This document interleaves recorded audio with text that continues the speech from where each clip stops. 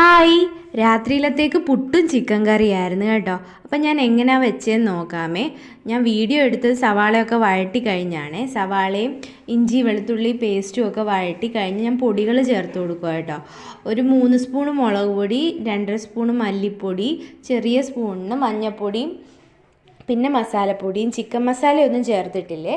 2 തക്കാളിയും കൂടെ ചേർത്ത് ആ തക്കാളി നല്ല സോഫ്റ്റ് ആവുന്നവരെ ഒന്ന് വഴറ്റി എണ്ണയൊക്കെ തെളിഞ്ഞ് കഴിയുമ്പോഴത്തേക്കും കഴുകി വൃത്തിയാക്കി വെച്ച ചിക്കനകത്തോട്ട് ഞാൻ മുളക് പൊടി, മഞ്ഞൾപ്പൊടി, ഉപ്പ്, പിന്നെ ഇഞ്ചി വെളുത്തുള്ളി പേസ്റ്റൊക്കെ പുരട്ടി ഒരു അരമണിക്കൂർ മുന്നേ ഫ്രിഡ്ജിൽ വെച്ചായിരുന്നേ. അതാണ് ചേർത്ത് കൊടുക്കുന്നത്.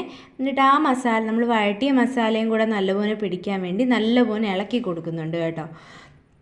ഇത് ഇളക്കി കൊടുത്തു കഴിഞ്ഞ് ഇതിനകത്തൂടെ വെള്ളം തെളിഞ്ഞ് വരുന്നവരെ ഒന്ന് വെയിറ്റ് ചെയ്യുക, ഒന്ന് അടച്ചു വെക്കുക. ആവശ്യത്തിന് ഉപ്പും ചേർത്തിട്ടുണ്ട്. പുട്ടിന് നനച്ച് കൊടുക്കുന്നുണ്ട്. ഇത് അരിപ്പൊടിയും പിന്നെ റാഗിപ്പൊടിയും കൂടെ മിക്സ് ചെയ്തതാണ്. അതൊന്ന് നനച്ച് വെള്ളവും കുടഞ്ഞു വെക്കുന്നുണ്ട്. അപ്പോഴത്തേക്കും ചിക്കൻ കറിയിൽ വെള്ളമൊക്കെ തെളിഞ്ഞു വന്നിട്ടുണ്ട്. സബ്സ്ക്രൈബ് ചെയ്യാതെ കാണുന്നവർ സബ്സ്ക്രൈബ് ചെയ്യണം കേട്ടോ. എന്നിട്ടത് കുക്കറിനകത്തോട്ട് മാറ്റി കൊടുത്ത് ഇച്ചിരി കൂടെ വെള്ളം ഒഴിച്ചു കൊടുത്ത് ആവശ്യത്തിന് ഉപ്പൂടി ഇട്ട് കൊടുത്ത് ഒറ്റ വിസിൽ ഏൽപ്പിച്ചെടുക്കുന്നുണ്ട്.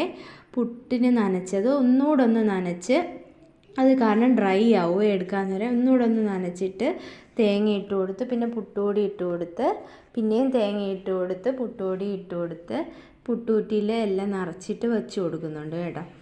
അപ്പോൾ അതുകൊണ്ട് നമ്മുടെ പുട്ടും ആവിയൊക്കെ വന്ന് റെഡിയായി കിട്ടിയിട്ടുണ്ട്. ഇതാണ്ട് കേട്ടോ, റാഗിപ്പൊടി ശകലേ ചേർത്തിട്ടുള്ളേ.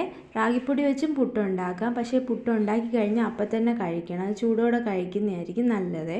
അപ്പോൾ പുട്ടും റെഡി ആയിട്ടുണ്ട്. ഒരു വിസിൽ ആയിക്കഴിഞ്ഞാൽ നമ്മുടെ ചിക്കൻ കറി നല്ല ഗ്രേവിയോടെ, നല്ല കുറുകിയ ഗ്രേവി ആയിട്ട് കിട്ടും കണ്ടോ. അപ്പോൾ ചിക്കൻ കറി റെഡിയായേ. എന്നിട്ട് നമുക്ക് സെർവ് ചെയ്യാം. പുട്ടും വെച്ച് കൊടുക്കുന്നുണ്ട്. ഇതിനകത്തോട്ട് കറി ഒഴിച്ച് കൊടുക്കുന്നുണ്ട്. ഇച്ചിരി ഗ്രേവി ആയിട്ട് വെക്കുന്നതായിരിക്കും പുട്ടിന് നല്ലത് കേട്ടോ. ട്രൈ ചെയ്യണേ. Bye bye, see you tomorrow.